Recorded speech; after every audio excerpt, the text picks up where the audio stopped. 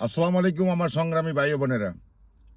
আমি একজন মুসলিম, আমি একজন ছোটখাটো সাংবাদিক কলামিস্ট। সেই হিসাবে আমি কিছু কথা বলবো, কারণ আমি বাংলাদেশের তোষামতি রাজনীতি কারা করে, যারা ওই তোষামতি করে তার সংসার চলে, তার ছেলে মেয়েকে বিদেশ পাঠায়, লেখাপড়া করে, বাইরে বিল্ডিং উঠায়।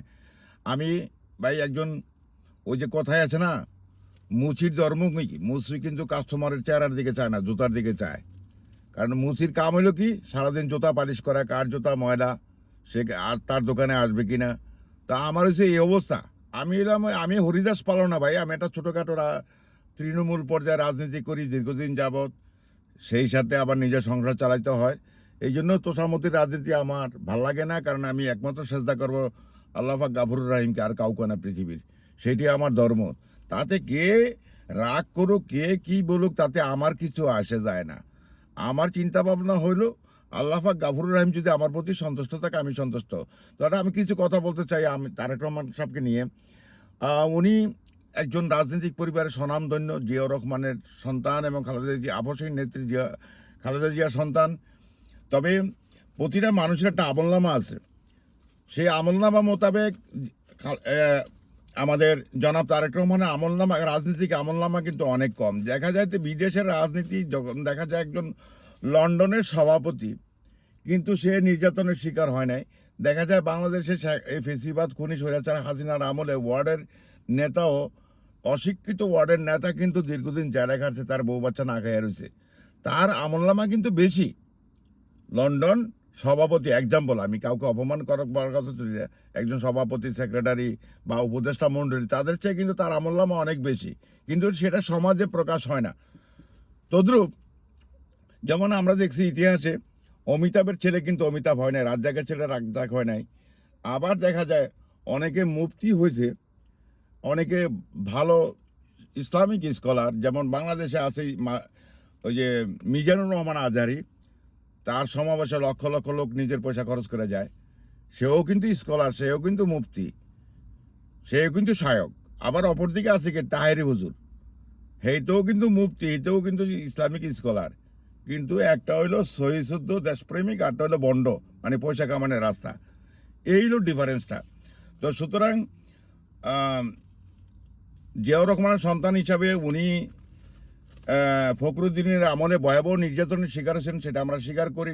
শারীরিক টর্চার সেটা এখনও উনি ভোগ করতেছেন, এবং সেটা স্বীকার করার যোগ্য। উনি মূলত বাংলাদেশের প্ল্যাটফর্মে থাকে, বাংলাদেশের মাটিতে থাকে যে রাজনীতি করবে, সেই সুযোগটা কিন্তু তার হয় নাই বা তার ভাগ্য ছিল না, সেটা আমি বলছি না। আমার মূল কথা হইল বাংলাদেশের প্রেক্ষাপট, বাংলাদেশের মাটিতে থাইকা নির্যাতন সহ্য কইরা নেতাকর্মীদেরকে, তৃণমূল পর্যায়ের সাথে নেতাকর্মীদের সাথে বৈশা রাজনীতি করা আর লন্ডন রাজনীতি কইরা, এটার আমলনামা কিন্তু এক না। এটা এক না এখানে। তারপরেও এখানে তার আমলনামার প্রতি অনেক ত্রুটি আছে, সেটা নিরাপত্তা কারণে অথবা তার শ্বশুরবাড়ির লোকদের কারণে।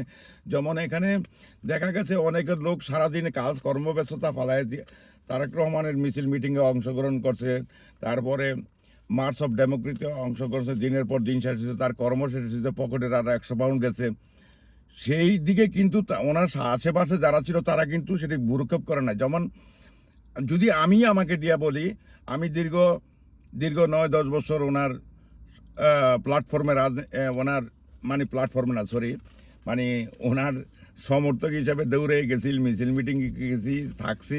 কিন্তু অ্যাকচুয়ালি যে কোন এক অদৃশ্য কারণে, জানি না ওনার কারণে এখানে কোনো কমিটি দেওয়া হয়নি। তার অর্থ তো ওনার আমলনামা কম।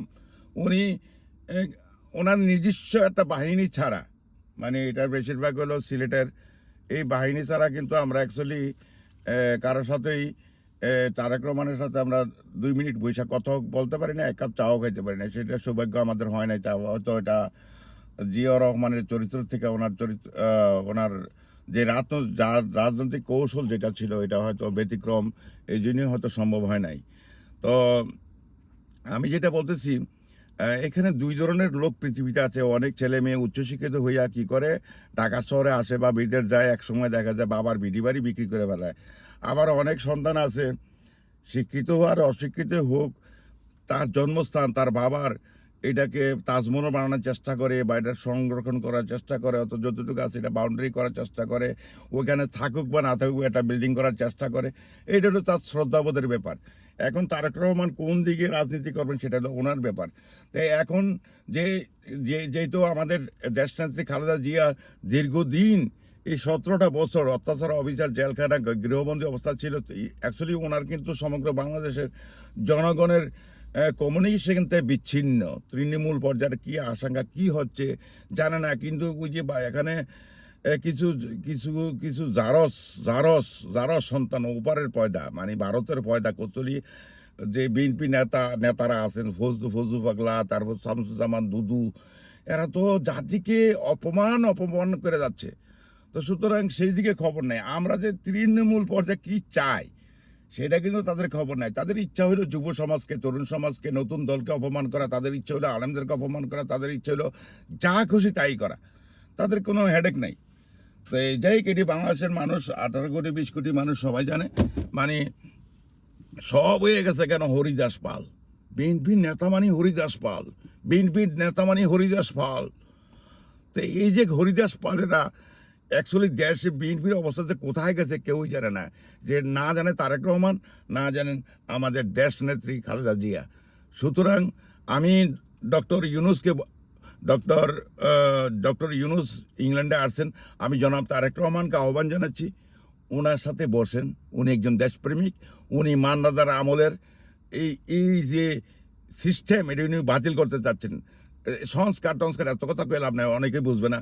মানে ওই যে বন্দর লুটপাট হইতাছে, চাঁদাবাজের দখলে, এটার কোনো উন্নয়ন নেই, সরকারি খাতে কোনো ট্যাক্স হয় না, গুদারা ঘাটে হয় না, লঞ্চ ঘাটে হয় না।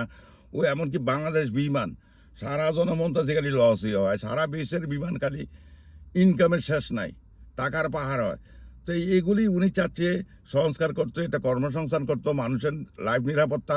আর ওনার মূল ব্যাপার হলো ভারত বিরোধী কর্মকাণ্ড, যেটা হলো ভারত আমাদের চিরশত্রু। এই ভারতের জন্য আমাদের গণতন্ত্র হয় নাই, ডেমোক্রেসি হয় নাই, সুশাসন হয় নাই, দেশ উন্নতি হয় নাই। তারা শেষরার মতো চুইসা খাইতেছে। তারা আমাদের মতো ছোট্ট একটা দেশে 30 লাখ লোক ঢুকে রাখছে কর্মসংস্থান, অথচ আমাদের দেশে লক্ষ লক্ষ ছেলেরা বেকার। তো সুতরাং আমি মনে করি এই মুহূর্তে ডক্টর ইউনূসের পাশে থাকা জনাব তারেক রহমানের জন্য উত্তম। আপনার দলের ভাবমূর্তি বাড়বে, আপনার আমলনামা বাড়ি হবে, রাজনৈতিক আমলনামা বাড়ি হবে, দেশ উন্নয়ন হবে, নাগরিক নিরাপত্তা হবে। মনে করেন আমরা কি পেয়েছি, একটা এলাকায় একজন এমপি হেয়ার সামসামি যেই করছে, এটা আমলি করে বিএনপি হোক, সেই সামসামি করে ওই 10-12 জন লোক কোটিপতি হয়ে যায়, বড় বড় ব্যবসা হয়েছে। কিন্তু সাধারণ জনগণের যে একটা উপজেলা যদি 4 লাখ 5 লাখ 6 লাখ লোক থাকে, তাদের কি উপকার হয়েছে? কিছুই হয় নাই।